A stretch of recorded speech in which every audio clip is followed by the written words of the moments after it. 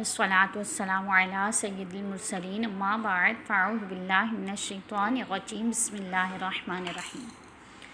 अच्छा जी, आज सवाल है कि क्या फरमाते हैं उलमाए दीन और मुफ्तियान शरई मतीन इस मसले के बारे में कि जिस पर क़ुरबानी वाजिब हो, क्या उससे क़ुरबानी तक बाल और नाखून ना काटना ज़रूरी है? यानी जो क़ुरबानी कर रहा है, जिस पर क़ुरबानी वाजिब है, वो बाल और नाखून नहीं काट सकता, और जिस पर क़ुरबानी वाजिब नहीं, उसके लिए क्या हुक्म है? अच्छा, इसका जवाब है, जिसने क़ुरबानी करनी हो, हदीस पाक में है, उसे ज़ुल्हज्जा का चाँद तुलू होने के बाद से क़ुरबानी तक अपने बाल और नाखून काटने से मना फरमाया गया है। लेकिन ये हुक्म वजूबी नहीं है, यानी ये वाजिब नहीं है, बल्कि इस्तहबाबी है। इस्तहबाब यानी मुस्तहिब है, ठीक है, करेंगे तो सवाब और ना करने पर गुनाह नहीं, यानी इस पर अमल करना बेहतर है। लिहाजा अगर किसी ने बाल या नाखून वगैरह काट लिए तो गुनाहगार नहीं। यहाँ ये बात वाज़ेह रहे कि बाल या नाखून वगैरह 40 दिन के अंदर काटना ज़रूरी है। 40 दिन से ज़ायद बढ़ाना मकरूह तहरीमी है, सही नाजायज़ गुनाह है। लिहाजा अगर किसी ने कई दिन से नाखून वगैरह नहीं काटे और क़ुरबानी तक ना काटने से 40 दिन 40 डेज़ से ज़ायद का अरसा हो जाएगा, तो अब वो इस मुस्तहिब पर अमल नहीं कर सकता, क्योंकि हुक्म बड़ा बन रहा है ना मुस्तहिब से मकरूह तहरीमी का। क़ुरबानी करने वाला अपने नाखून और अपने बाल ना काटे। चुनांचे सही मुस्लिम में हज़रत उम्मे सलमा रज़ियल्लाहु तआला अन्हा से मरवी है, रसूलुल्लाह सल्लल्लाहु अलैहि वसल्लम ने इरशाद फरमाया, मन कान लहू ज़बीहुन युज़ब्बिहु फ़इज़ा अहला हलाल दिल हिज्जती फ़ला यअख़ुज़न्ना मन शअरिही वला मन अज़फ़ारिही शैअन हत्ता यज़हा।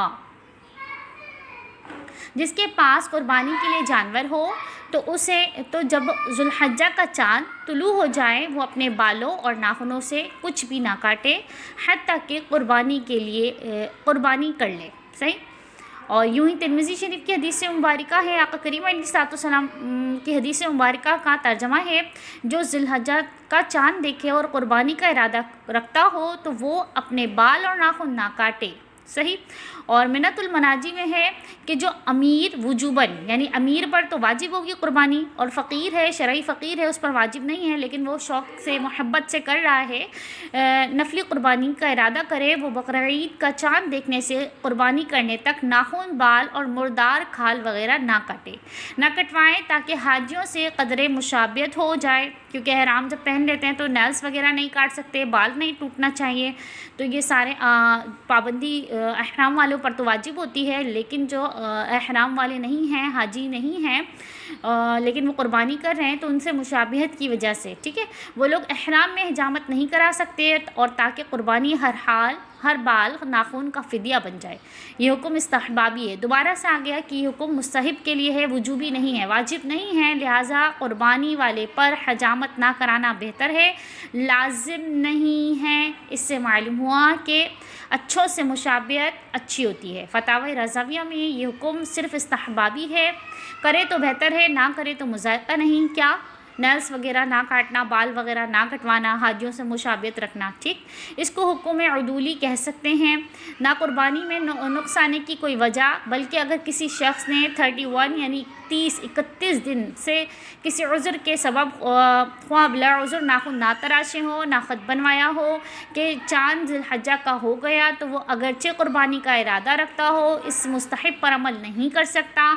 अब 10वें दिन तक रखेगा तो नाखून और ख़त वगैरह बनवाते हुए 41वां दिन हो जाएगा, और 40 दिन से ज़्यादा ना बनवाना गुनाह फ़ेल है, तो फ़ेल मुस्तहिब के लिए गुनाह नहीं कर सकता, ठीक है। अब इसका ख़ुलासा ये है कि अगर उसने पहले से ही जो है ज़ुल्हज्जा का चाँद निकलने से 31 दिन पहले से ही जो है नेल्स वगैरह और ख़त हिजामत वगैरह नहीं बनाई हुई, तो अब जो है वो चाँद निकलने से पहले उसको करवा ले, और अगर अभी भी नहीं करवाता है तो अब वो इन 10 दिनों के अंदर करवाएगा, अगरचे वो क़ुरबानी कर रहा हो, उसके क़ुरबानी के हुक्म में कोई फ़र्क नहीं आएगा, लेकिन उसको ये काम करवाना पड़ेगा।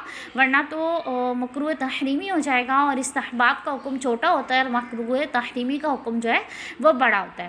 جو شخص قربانی نہ کر سکے، اگر وہ بھی اس عشرہ مبارکہ میں، یعنی کوئی ایسا شخص ہے جو قربانی نہیں کر رہا لیکن وہ اس عشرہ مبارکہ میں یعنی ذو الحجہ کے پہلے 10 دنوں کے اندر بال اور ناخن کاٹنے سے رکا رہے، پھر بعد نماز عید حجامت وغیرہ کروا لے تو قربانی کا ثواب پائے گا، ٹھیک ہے۔